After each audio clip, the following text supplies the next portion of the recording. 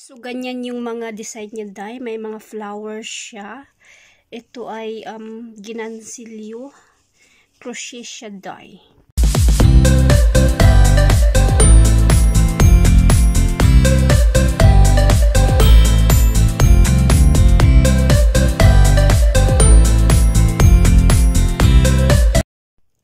Hello mga day, mga dong. Ang video natin for today ay ang sapaw ni Kit Valdez. Ayan siya. Ito yung ano niya, isinapaw niya doon sa kanyang blouse. Ayan. May flower siya mga day. Ito ay ginansilyo. Ayan, ganyan siya yung pagkaano niya. So, pwede niya siyang isapaw siya or i-char-char lang siya. I-design siya sa t-shirt. Pwede siya sa t-shirt dye. Ayan. I-dekorasyon lang ba, dagdag sa attract sa t-shirt. Lalo na yung suot mo ay plain lang siya. So, ito yung maganda. So, ito yung ginawa ni Kit Valdez sa kanyang top. Ayan siya, day. Ganyan lang siya kasimple. Dito, day, ay iba yung design ng kanyang pagkagansilyo, day, pagka-crochet. Ayan. At ito iba din.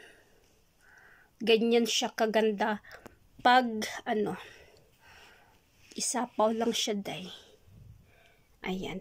So, bigyan pa natin ng ibang extra. May mga simple pa tayo. Mga sample day. Mga simple. Ayan. Eto, pwede rin siyang isapaw sa t-shirt. Ayan. Pwede siya sa black t-shirt, white, or depende sa bet mo na t-shirt. Basta plain yung niya, day, iuna mo para mas attract kasi siya pag plain yung suot mo para mapansin ito. So mayroon pa tayo. Ayan, ginansilyo din siya, day. Ayan, pwede siyang isapaw. Minsan kasi, day, pag mag-t-shirt ka tapos isuot mo ito, magganyan siya, mahulog. So kung itahi mo na lang siya dito sa may taas ng t-shirt, parang hindi siya magganyan siya, mahulog. So ito yung niya, baliktad yata ito. Ay, tama siya, day.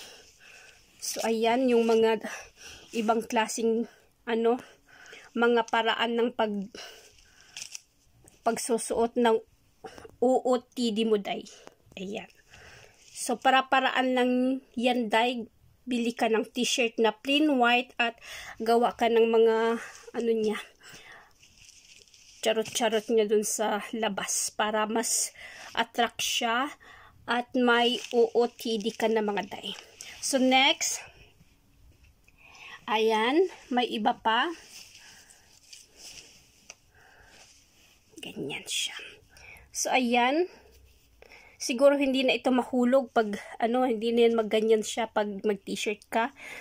So, kung feel mo, mahuhulog siya, itahi mo lang siya konti doon sa may, doon sa taas ng t-shirt. Parang, siya, always lang siya doon sa may, sa may shoulder, day. Ito yung front niya, day. So, sa niya, likod ay ganun lang siya. Parang crop top na So, ito ay crochet. Crochet dito siya. Oo, crochet. Ayan. Or knitting. Iba yung crochet sa knitting, day. So, ayan. Ganyan yung design niya, day. So, next, ito yung mas bongga, day. Kung mahilig ka sa mga, ayan. Ito yung pinaka-social, day. Ayan. Siya, parang ginansilyo din siya, pero makina ang naggansilyo dito, day. Ganyan, So, may mga flowers siya, na tinahi. Lahat naman pwede, day, sa ating mga OOTD, day. So, depende na lang sa bet mo at sa style mo na partner sa yung plain na t-shirt. Ayan siya, day. Sa likod ay plain lang siya, day. Ganyan lang siya. Ayan. Ganyan yung ano niya. So, ito yung mga crop top or ano dito, baby bra or bralette na pwedeng